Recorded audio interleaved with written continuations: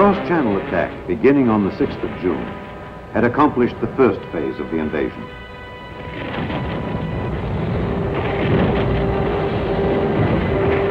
The second phase called for the Allies to expand their foothold.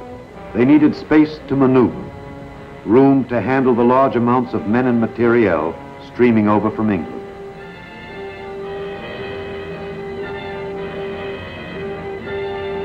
Marshy land enclosed into thousands of separate little fields by hedgerows, behind every one of which it seemed the Germans were well entrenched. And what of these Germans who faced the Allies in the soggy fields of Normandy? They were disheartened, certainly, by the success of the Allied landings.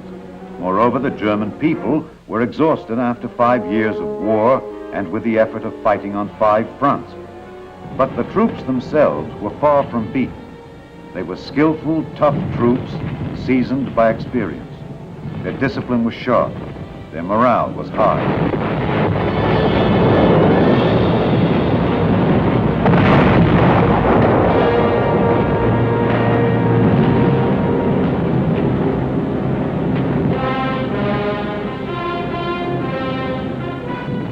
The Germans had a new weapon, the deadly V-1, a small pilotless jet aircraft which had begun to fall on England in the middle of June. A supersonic V-2, even more devastating than the V-1, was almost ready for operational use. These weapons gave the Germans hope of redressing their discouraging situation. Adolf Hitler was himself directing the war. Believing that eventually the Germans would be able to launch a large-scale offensive which would drive the Allies from the continent, he planned in the meantime to pin them down in Normandy and prevent them from using their mobile power. Although some of his commanders now recommended limited withdrawals to make their defensive positions stronger, Hitler refused. To withdraw for any reason at this time seemed to him to admit defeat. So, as American forces prepared to strike across the hedge-rowed lowland where the Germans had erected strong defenses, Hitler announced that those defenses were to be held.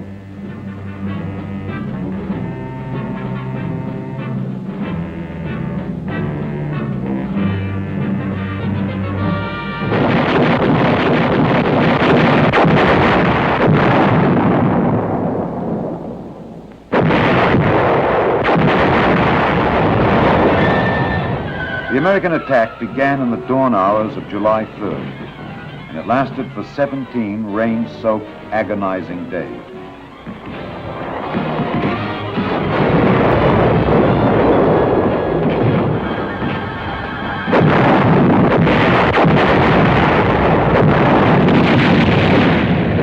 The soggy, hedge-rowed terrain immobilized the mechanized power of the ground forces.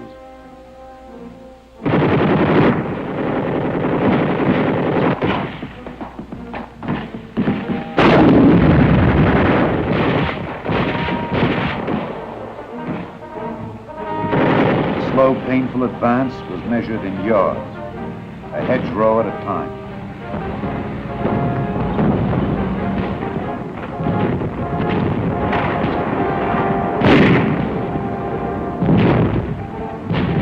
Like the steady rain which fell over the entire operation, a sense of despair and frustration touched all those who participated.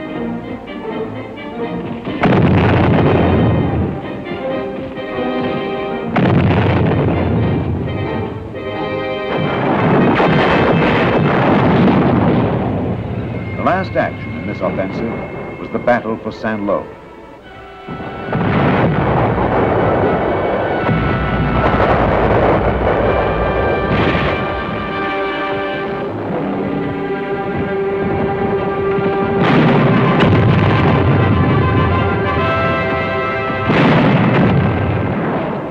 The Allies wanted Saint-Lô for a number of reasons.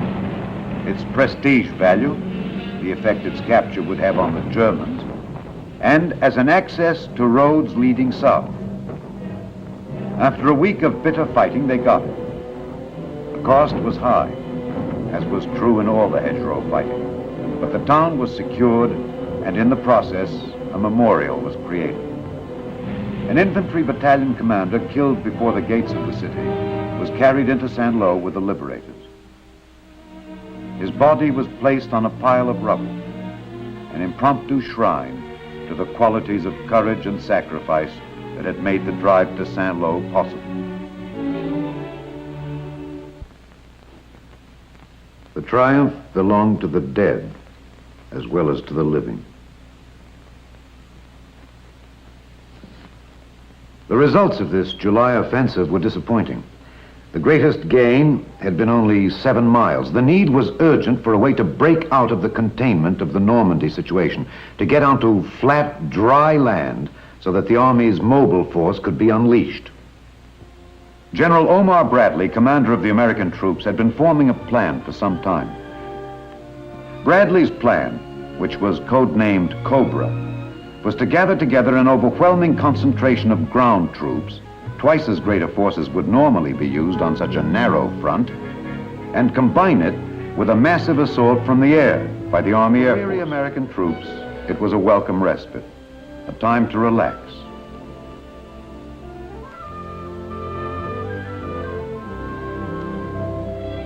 On July 20th, a dramatic event electrified the world and revealed that there was no relaxation inside the enemy camp.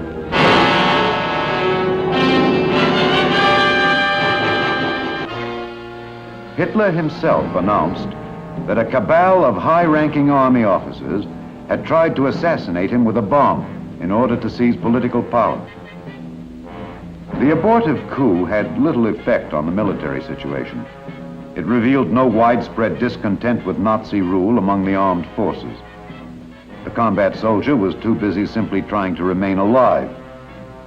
And the information about the German situation which the Allies wanted, as Cobra neared its jump-off date, was of a considerably more immediate nature. Did the enemy have enough reserves available to counter the attack? Was the Luftwaffe capable of intervening? And finally, would the Germans employ the V1 or V2 or some other secret weapon? These were the questions that haunted the Allied camp as it waited to unleash Cobra.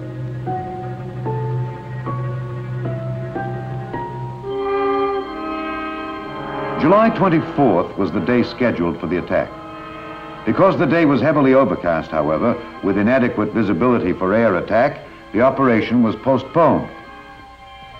Unfortunately, the postponement order reached the English air bases too late to hold back all the planes scheduled for the attack.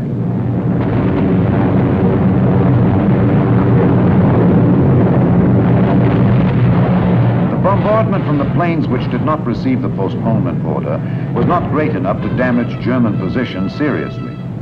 But it was sufficient to alert them to the threat of a ground attack. And German artillery gave American forward units a hard time for the rest of that day.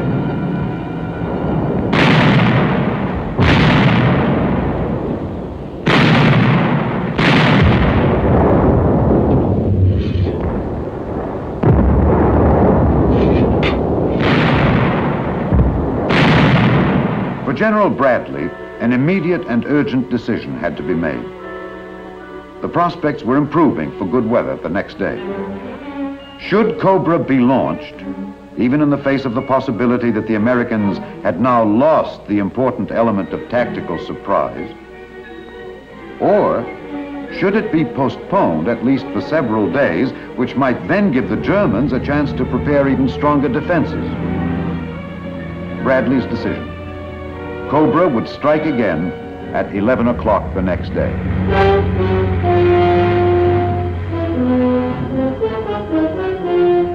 Again on the morning of July 25th, the planes came. One observer called the seemingly endless waves of planes the most imposing aerial parade I have seen since the beginning of this long war.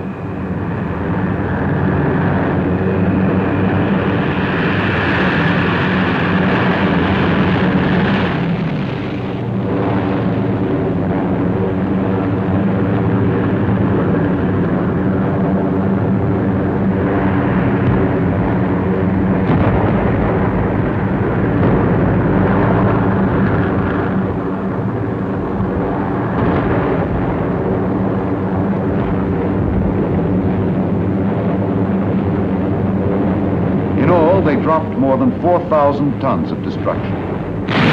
But the tactical effect was not immediately clear. Did the bomber attack destroy the efficiency of the German troops? No one could tell.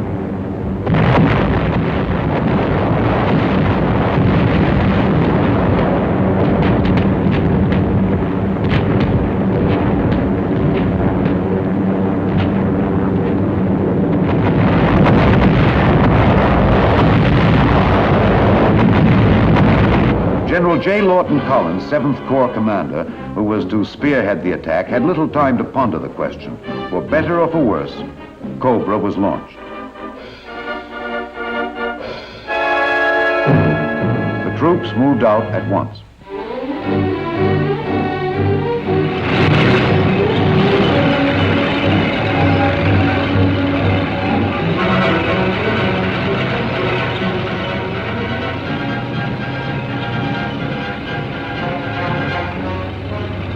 Their immediate objectives were the towns of Marigny and Saint-Gilles. Capture of those towns by the infantry would give the Americans control of the roads leading south, and Collins would then be able to catapult his mobile armored forces forward. It seemed reasonable to assume that if the air bombardment had destroyed the German defenses, the infantry troops would be able to reach and secure their objectives without great difficulty.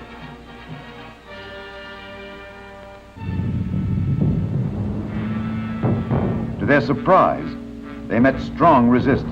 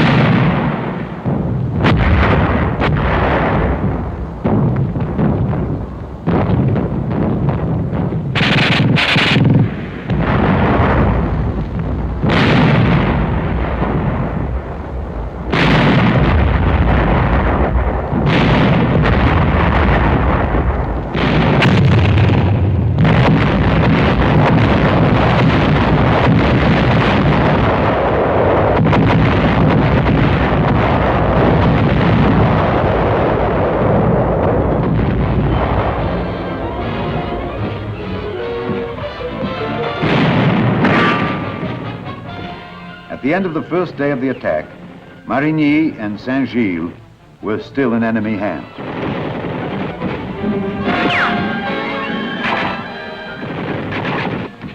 Because the entire success of Cobra depended on a 7th Corps breakthrough, Collins decided to gamble. It would prove to be one of the fateful decisions of the campaign. He pondered the possibilities and the risks and decided to put his armor into action.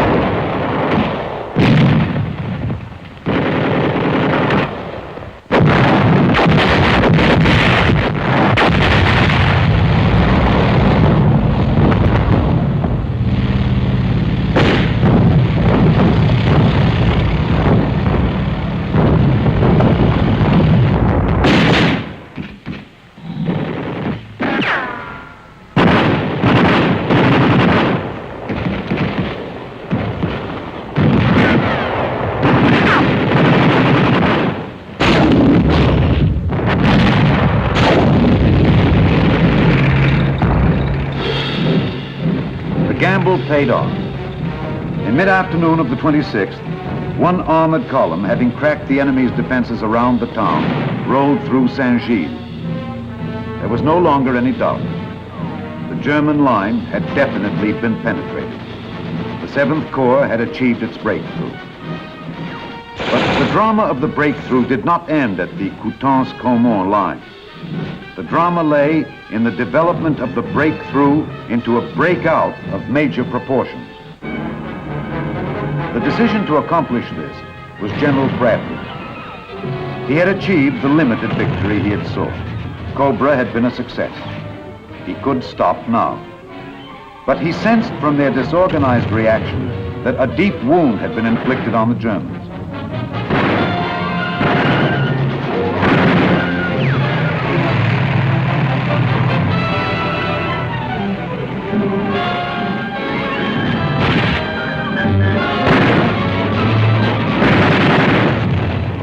The Americans pressed their attack through rapidly crumbling German defenses.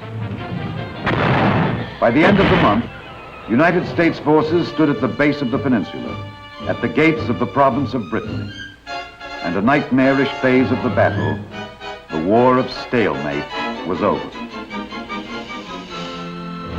The reaching of Avranches signified the culmination of the breakthrough and the point at which our forces split for the westward and eastward drives in the breakout.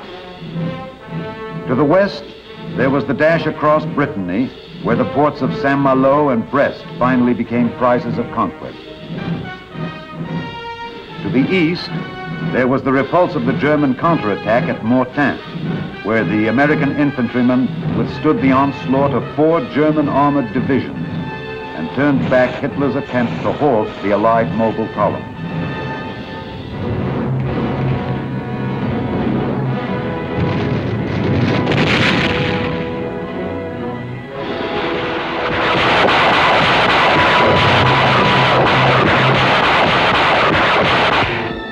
The Allies closed at Argentan and Falaise, where they virtually destroyed 2 German field armies.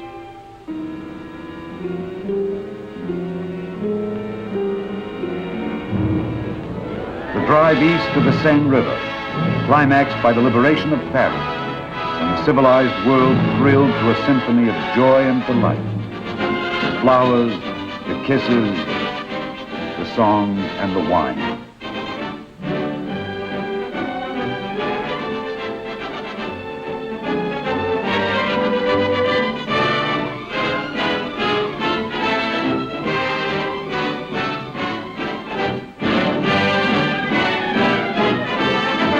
Finally, the triumphant and dramatic pursuit of the retreating Germans beyond the Seine to the border of the enemy's homeland, and the Siegfried Line, where a new phase of the war awaited.